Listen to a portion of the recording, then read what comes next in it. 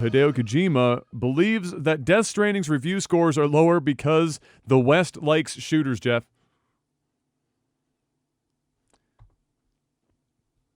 I've got a couple quotes from him here at the bottom here. This happens when, this is a Hideo Kojima saying this, this happens when you try to do something new, even in movies or games. Kojima told PlayStation Access, if people are faced with something they haven't experienced before, it can be challenging. It was the same when I first did a stealth title. He is referring to, obviously, Metal Gear Solid. But I am hoping that with the support that I get from fans, that positivity will spread out, and that in 5 years or 10 years, people will look back at Death Stranding as a new standard. Then I'll try and create something new again. So, I gotta be real here. I just don't think your game's that good, bro. And not in the sense that it's not a well-made game, because it looks like it's an extraordinarily well-made game. But like from the perspective that it's a game that is people are either going to enjoy because it's not your traditional gaming experience and it's not going to feel like traditional gaming entertainment. And then there are people who are going to play it and go, this is just like molasses uphill in the wintertime, slow as fuck, uninteresting, and pretentious, and just not want to play it. And like, he's not wrong that shooters are popular in the West, but what he apparently, I don't know if he realizes this is all the same, is that there have been a number of games in the last 10 years that have come out, AAA or otherwise, that are not first-person shooters that have done critically very well. And so it's not in the West. And who is it? I can't remember. There's somewhere in this article here.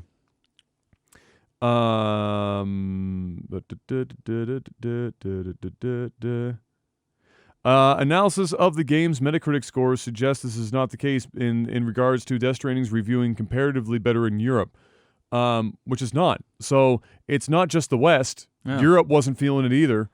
And so I got to be real. When I saw it, at first we were seeing trailers, no gameplay. I was like, this has got Kojima written all over it. It was going to be weird in the first place. You knew the cutscenes were probably going to make very little fucking sense. Then we started seeing babies coming out of throats and shit. And Norman Reedus walking around with a UPS truck on his back. And lots of ladders. And like, I looked at it, it's very pretty. Sounds good, looks good. Probably plays well. But you have to know that if you're going to give that to a gamer, especially in today's market, like that is a risk. And I don't think in 10 years people are going to look back on it that have given it a low score now, and then in 10 years look back and go, oh, you know what? I was wrong. Yeah. This game's pretty fucking fire, and it set a new standard for Strand games. I don't think that's going to fucking happen. I just think it's just not a very interesting game for a lot of people. Yeah. And it has nothing to do with shooters being popular in the West. Yeah. I mean, listen, I'm kind of with you. I think he created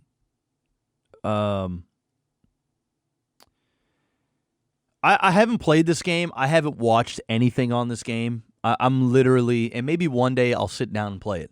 Maybe one day. Probably not. Buckle up for an 80-hour game. Yeah, maybe one day. You know what I get from this, bro? I think it sounds like he's just salty his game didn't get like fucking just reviews from the gods across the board. I think that he sat in a room. Yeah. Or he went to his special place where all of his creative juices are flowing. Whether that is fucking on some sort of mountain or sitting underneath a specific tree in somewhere bumfuck nowhere. Kojima, who fucking knows? But wherever he goes. On the moon.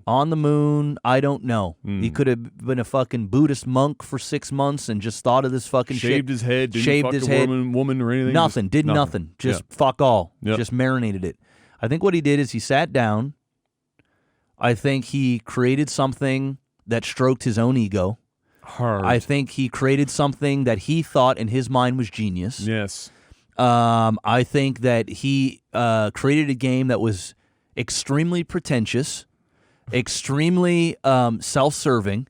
Yeah. And I think the reality is sunk in that his his vision, his art did not resonate with the people that played it. And not all of them. Not all of them. Because you know what, dude? Some people like fucking art that you just slap it on there and somebody sees the beauty in it. $40 million. Great. Somebody, listen, there is something for everybody, bro. There's 10,000 people that'll listen to us fucking talk, right? Yep. Other people will be like, I can't fucking take these dudes for more than fucking 4 minutes. We get it. But you know what? He's so used to being successful. He's so used to have created something that everybody fell in love with. Yeah. And he cranked out a whole bunch of let's keep it real. At this point, it was genre breaking back in the day. Yeah. But now it is same regurgitated shit. Yeah. That he kept going. Kooky Metal Gear Solid shit. Good games. It's good. But kooky Metal Gear Solid but shit. It's the same. Like people listen. There are people that like that, and that's great. And he might be right. It might be a bit of time where people go, hey, you know what? I didn't see it for what it was there back in the day. But the reality is, dude, you created something. You took a chance. Yeah. And even just looking at the game, it looks extremely boring. Yeah. It doesn't seem like it's all that intriguing. It looks beautiful. It's got good talent behind it.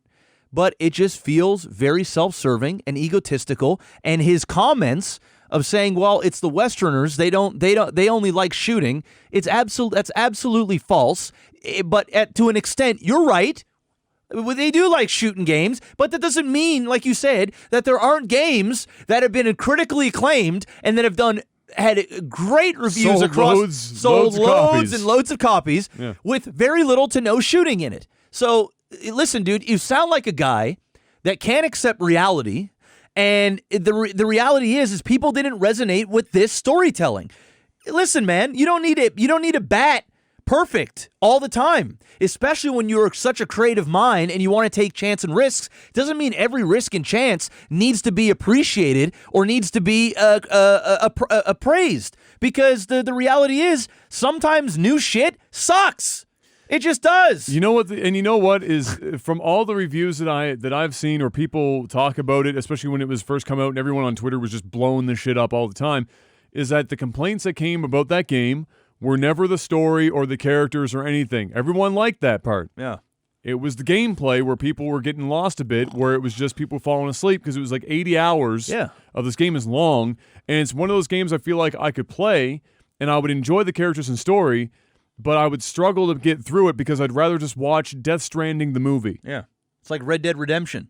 I'd rather just watch Red Dead Redemption, the movie. Yes. Instead of playing the game. Yeah. Is just most of the game, not all of the gameplay, but most of the gameplay loop is like I'm going to sleep. Yeah. And sometimes it's nice to have a game like that, but most of the time if I'm playing a game from Rockstar or whatever, I don't want to be put asleep. Yeah. I want to be engaged with the shit. Yeah. And the gameplay doesn't always line up with that all the time. Get Norman and go make a Netflix show, all right, of your game. Yeah. And make a 10-episode series and go and do it there. What you're doing is you're asking people to get invested into really good characters. Netflix strands. But you want to fucking get them to wait 15, 20 hours in between boring gameplay footage to get to the good stuff. Yes, and that's, exactly. And that's not... That ain't it, bro. No matter how much you want to like tie the gameplay in and try and be like super artsy about it and call it a Strand game and like the talk about how it's like speaking about society and social media and the interactions between people because you can see other people's footprints in the ground. Yeah.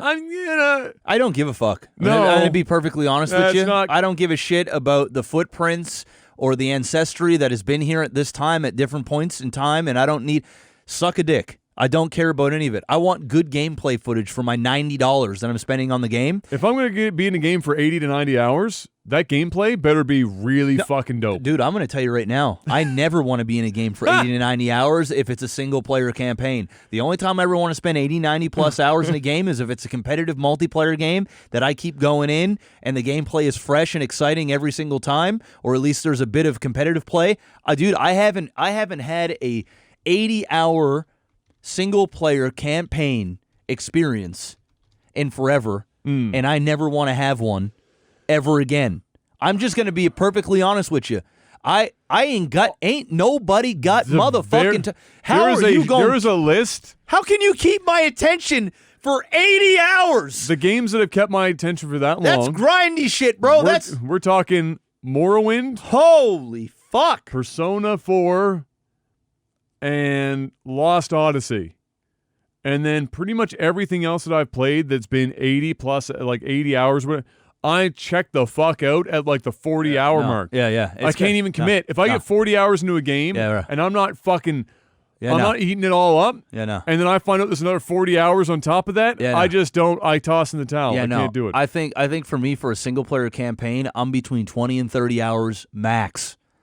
And if you can't accomplish what you're trying to accomplish in 20, 30 hours of gameplay footage on a single-player campaign, I'm not talking competitive or MMO or anything like that where you know what you're getting yourself into. I'm talking about a single-player experience. I don't care if it's RPG or not. Dude, even RPG games shouldn't be 80 hours.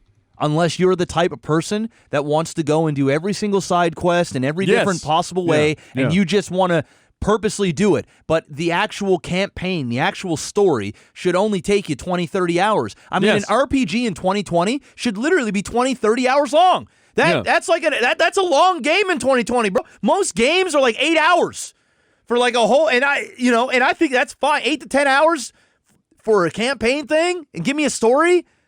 Get me in, get me out, make me feel good about it, get me excited for the next one, I'm in. 40 hours is about as long as I want even a really in-depth RPG to be. Yes. And then past that, like I said, all it optional. has to be. I mean, like I said, the list of games I played, and I play a lot of JRPGs, you have too.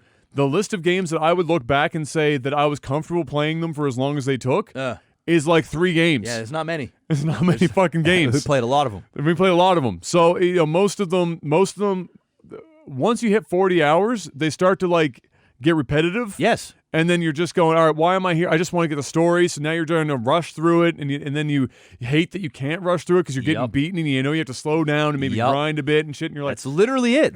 You're just, and then it's just padding. And so, yeah, I agree. 20 to 40 for an RPG is the pocket. Yes. 10 to 20 for everything else. Yeah. Under 10, and I better be spending like $20 on your fucking video game, or it better be the greatest fucking video game of all time. Yeah, it better be a good for $80. Yeah. It better be a fucking dope 10 hours for me to get that. And that's basically it. But you're right. But there are a lot of games still coming out that the mindset is still the length of time in the game beyond a certain point dictates how epic or how good the game is, which is true only to a point, but only really if you take experience in the past, that 20 to 40 hour mark, and then past that, odds are you've slipped out of the epic and into the fuck me and the repetitive. Just get this over with. I don't even want to look at it anymore. Yep. So yeah, I agree with a lot of what you said. I think that he made a game that was very much for him. He even stated that it was a selfish game for him early in development.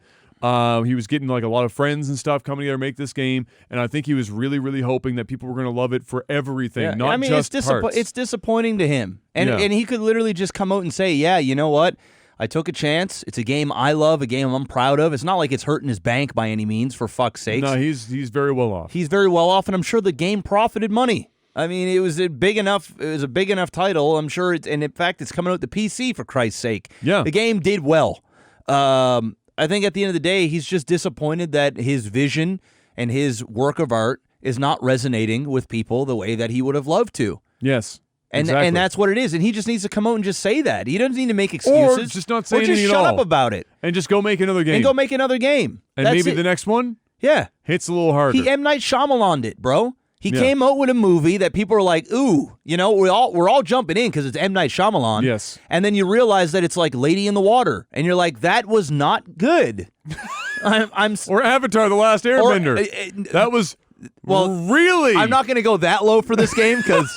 okay, it's not that bad. That's not that bad. No, but it's like, it's Lady in the Water. Yeah. It's like, I see where you're going with it. Some people are like, you know what? Yeah. It's a Lady in the Water. And I think a lot of those are fanboys of M. Night Shyamalan that just can't really process the fact that he made a not as good movie, a great movie. great movie. Yeah.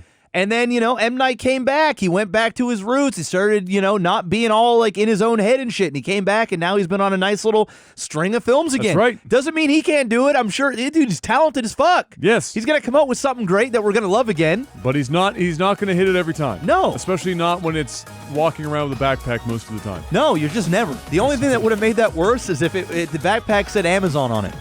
That's the only way it would have made it worse.